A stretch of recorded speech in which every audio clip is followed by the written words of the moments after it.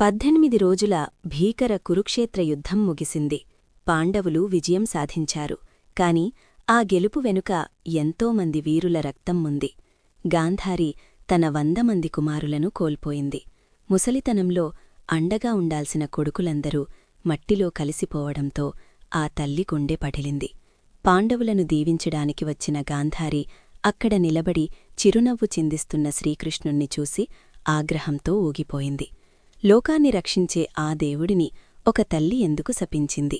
ఆ శాపం కృష్ణుణ్ణి ఏం చేసింది? ఈరోజు తెలుసుకుందాం. శ్రీకృష్ణుడివైపు తిరిగి ఇలా అంది: కృష్ణా, నువ్వు దైవానివి, సర్వశక్తిమంతుడివి. నువ్వు తలుచుకుంటే ఈ యుద్ధాన్ని ఆపగలిగేవాడివి. కాని నువ్వలా చేయలేదు. నా కుమారులు తప్పు చేసి ఉండవచ్చు. కాని వారిని సరిదిద్దకుండా వారు ఒకరి తర్వాత ఒకరు చనిపోతుంటే నువ్వు ప్రేక్షక పాత్ర వహించావు. నీ వ్యూహాలతో నా వంశాన్ని నాశనం చేశావు. ఆమె దుఃఖం ఆవేశంగా మారింది. తన కళ్ల గంతల వెనుక నుండి అగ్నిజ్వాలలు వస్తున్నంత కోపంతో ఆమె కృష్ణుడికి శాపమిచ్చింది. గాంధారి ఇలా శపించింది: కృష్ణ, నా కుమారులు ఒకరినొకరు చంపుకుని ఎలా అంతమైపోయారు? నేటినుండి 36 ఏళ్ల తర్వాత నీ యాదవ వంశం కూడా అలాగే ఒకరినొకరు చంపుకుని నాశనమవుతుంది. నువ్వు కూడా ఒక సామాన్యుడిలా అడవిలో దిక్కులేని చావు చస్తావు.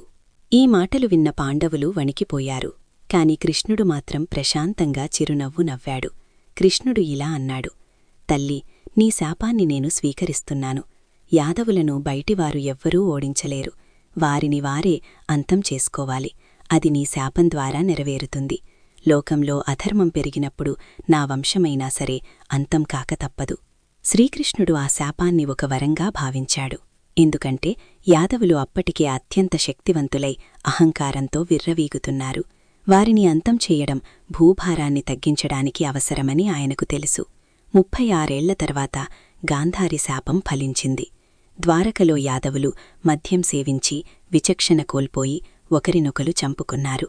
చివరకు కృష్ణుడు ఒక చెట్టు కింద ధ్యానం చేస్తుండగా జర అనే వేటగాడు కృష్ణుడి పాదాన్ని జింకముఖమనుకుని బాణం వేశాడు. అలా కృష్ణుడు తన అవతారాన్ని చాలించాడు. గాంధారి శాపం మనకు ఒక పాఠం చెబుతుంది. భగవంతుడైనా సరే కర్మ సిద్ధాంతానికి లోబడే ఉంటారు. ఒక తల్లి శాపానికి ఉన్న శక్తి అంతటా.